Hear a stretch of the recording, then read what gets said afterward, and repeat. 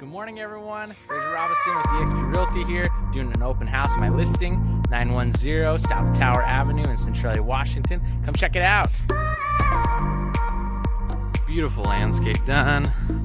This is a 2-bedroom, 1-bath, 872 square feet. Brand new flooring put out. This is a remodeled home. Beautiful fireplace.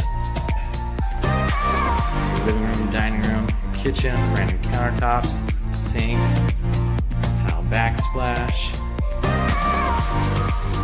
And here you've got a lid sink with your washer and dryer hookups.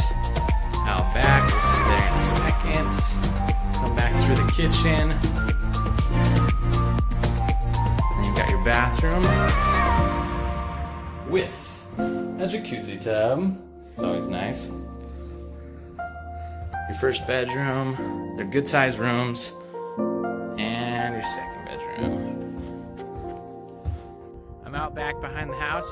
As you can see, you've got this parking pad in the middle of the two sheds. And these two sheds are massive. They can each fit a car inside. They're pretty much brand new. Come check it out.